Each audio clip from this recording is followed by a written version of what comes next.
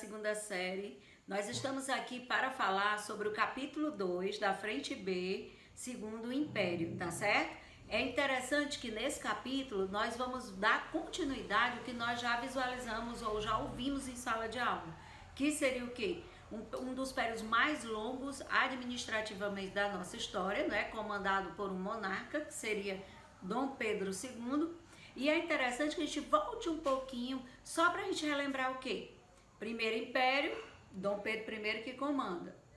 Período regencial foi um período de transição, onde Dom Pedro I volta para Portugal e deixa seu filho aqui, uma criança de 5 anos.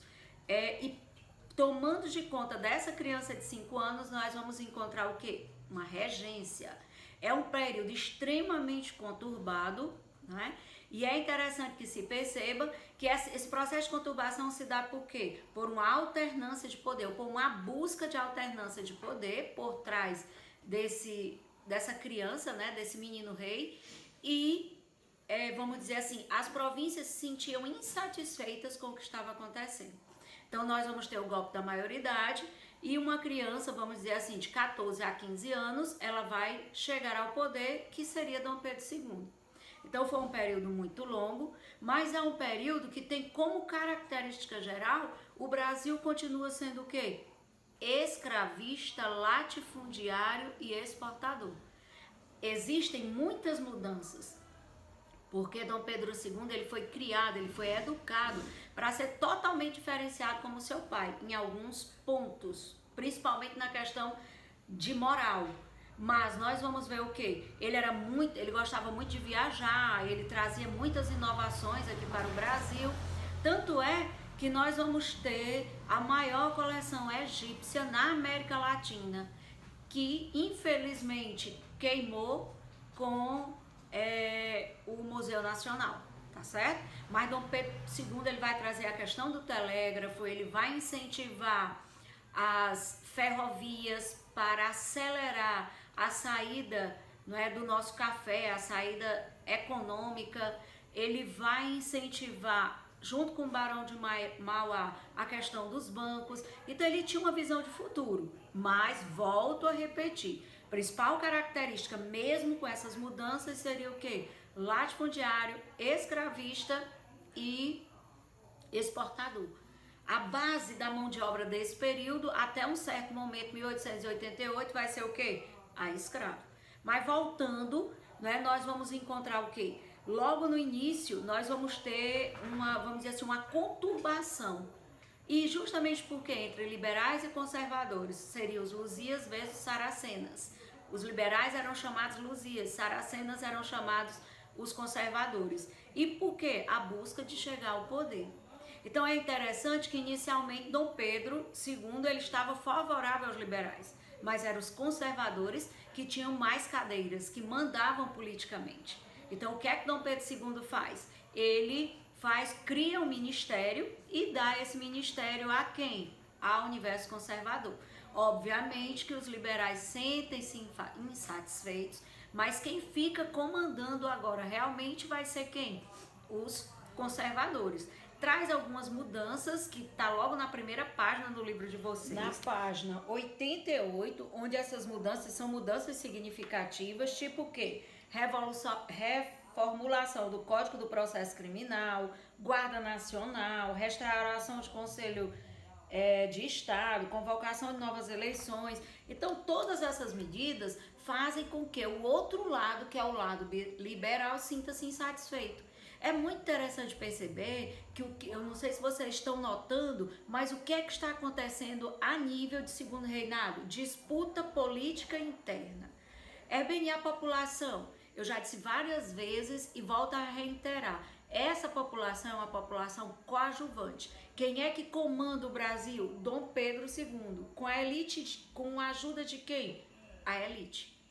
Então, onde é que está essa elite? Nos diversos movimentos políticos, principalmente entre o quê? Liberais, conservadores, Luzias, Saracenos. Então, o que é que vai acontecer? Os conservadores chegam ao poder, fazem essa reformulação e aí vai acontecer o que nós chamamos de Revolução Praieira. O que é que seria essa Revolução Praieira? seria uma insurreição em Pernambuco que lutava, vamos dizer assim, por o fim do poder moderador, que mais do que ninguém, Dom Pedro II soube utilizar super bem esse poder moderador, como também mudanças significativas na questão política. Resumindo muito o que foi a Revolução Praieira, nós podemos dizer que foi o quê? Foi um movimento armado de caráter liberal e republicano. Esses liberais, eles buscavam o quê? Uma maior participação. E é muito interessante quando a gente percebe o seguinte, eles vão conseguir? Não, eles vão ser abafados por conta do poder central, que era superior com certeza. Então assim, mas olha o golpe de mestre, a gente pode até dizer isso, que Dom Pedro II, ele era um autodidata, né? Ele sabia, ele foi educado para quê? Para conciliar. Então o que é que vai acontecer? Ele cria o poder, o poder moderador é criado lá atrás, mas ele vai criar o que nós denominamos de parlamentarismo às avessas. O que é que seria isso? Ele escolhe um primeiro-ministro e esse primeiro-ministro ele vai administrar o país com aquela política de moderação. Mas Arbênia, por que parlamentarismo às avessas? Porque é totalmente diferente do que acontecia na Inglaterra e em outros países do mundo. É muito interessante que se perceba que o parlamentarismo às avessas aqui no Brasil, ele tinha como ponto fundamental o quê? Sanar, tá certo? Fazer com que quando uma elite, quando um lado da elite, quando liberais ou conservadores ou as províncias começassem a ficar insatisfeitas, nós vamos ter um primeiro-ministro que vai lá, que escuta, que faz sessões. Quando fiz tudo isso, a outro lado está insatisfeito, o tempo todo eu vou moderando, eu vou levando até onde der, tá certo? É aquela história de dizer assim, foi um dos períodos mais longos porque ele soube administrar de forma o quê? Lenta e gradual. Lá no final e com os movimentos que surgem é que vai ser realmente altamente questionado. Outro ponto interessante de se trabalhar seria o quê?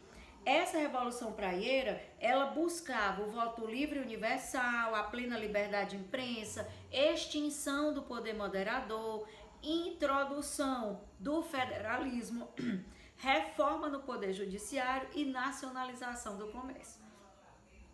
Todos esses pontos são importantes? São. Eles estão aonde? Na página 89 do material de vocês. Mas mesmo assim, ele foi o quê? Foi questionado e foi abafado pelo poder central.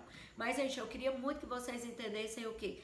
Todo esse período, até 1889, com a proclamação da República, nós vamos ter um processo de estabilização político fantástico, sem grandes questionamentos, certo? Vamos ter esse questionamento da Revolução Praieira no início e lá no final nós vamos ter o quê? A revolta do quilo e outra reforma que posteriormente,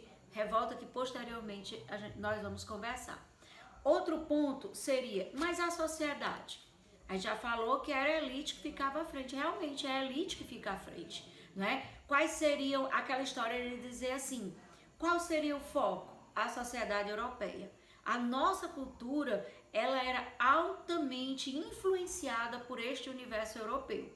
A escravidão continua com força total, mas nós vamos dizer assim, vamos receber em outro momento, em outro vídeo, nós vamos trabalhar o processo de imigração, que é bem mais, vamos dizer assim, precisa de um estudo mais complexo, tá certo? A questão abolicionista é que nós vamos entender o quê? Toda essa abertura que o país vai passar tem interesses econômicos da Inglaterra lá fora.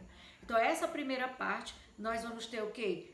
Uma sociedade que eu volto a repetir, uma sociedade que apoia o governo central, porém esse governo continua sendo o quê?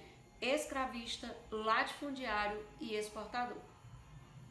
Então esse vídeo ele vai até a página 92 e tem um exercício de aprendizagem, que seria a questão 2, 3 e 4. Eu vou dar os informes, os maiores informes no ActiveSoft, tá certo? Tchau e saudades.